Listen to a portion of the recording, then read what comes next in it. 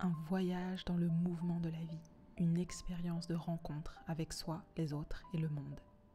Je suis Camille Fitoussi, exploratrice de nos complexités d'humains et de nos systèmes, coach professionnel certifiée et fondatrice du cabinet Co-Perspectives.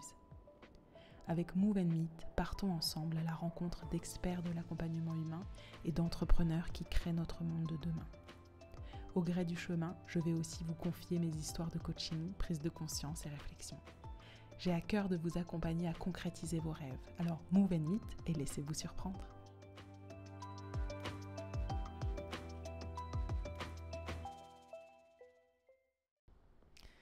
La sécurité.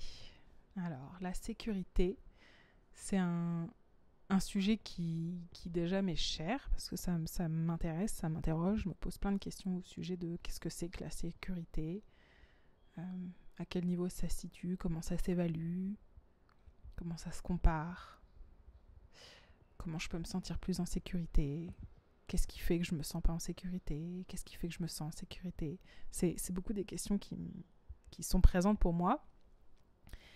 Et j'ai eu beaucoup d'interactions qui sont revenues au sujet d'une grosse différence culturelle et j'avais envie de vous partager ça.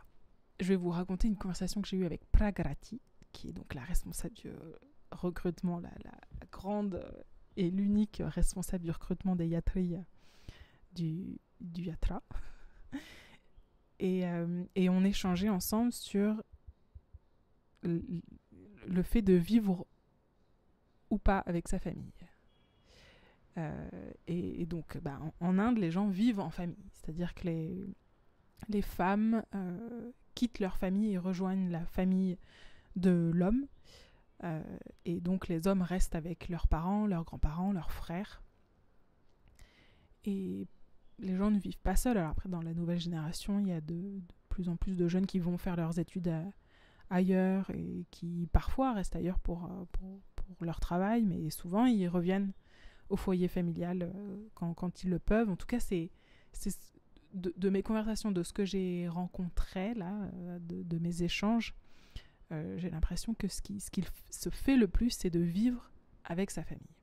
Ça les interrogeait sur comment ça se passe en France, en fait. Je leur expliquais, ou même en Europe, ou même plus largement en Occident, je leur expliquais que la plupart du temps, les personnes quittaient leur famille pour aller faire leurs études et puis trouver un travail et puis vivaient en couple et puis après avec des enfants et les enfants ensuite quittaient le foyer familial et donc les parents se retrouver seul, enfin la façon dont je le présente, peut-être ça paraît négatif, c'est pas négatif bien ou mal, en tout cas c'est juste comme ça.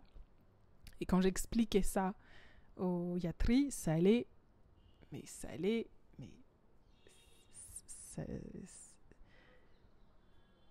choquer.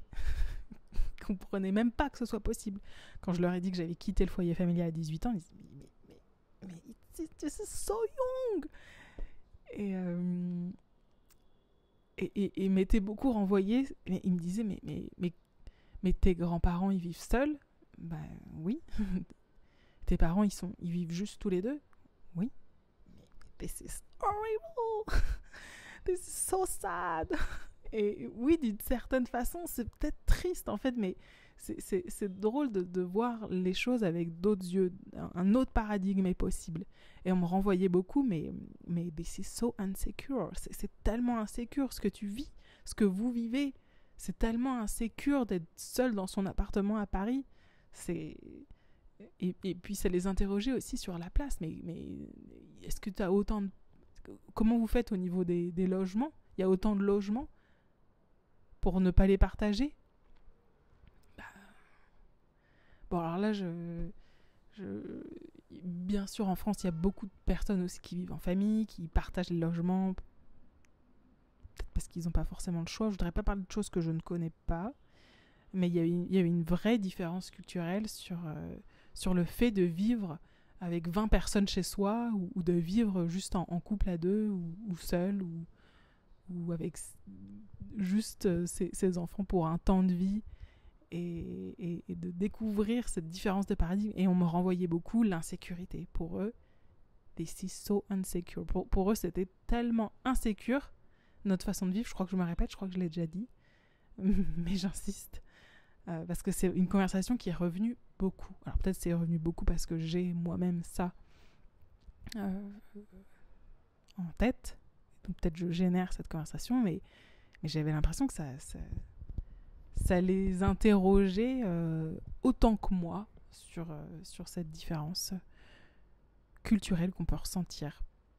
Voilà pour cette capsule. À très bientôt. Bravo, vous êtes arrivé à destination de cet épisode Move & Meet. Merci de le partager à 2 personnes autour de vous, de demander à vos amis de s'abonner et de mettre une note 5 étoiles avec un commentaire. C'est ce qui permet de faire vivre le podcast.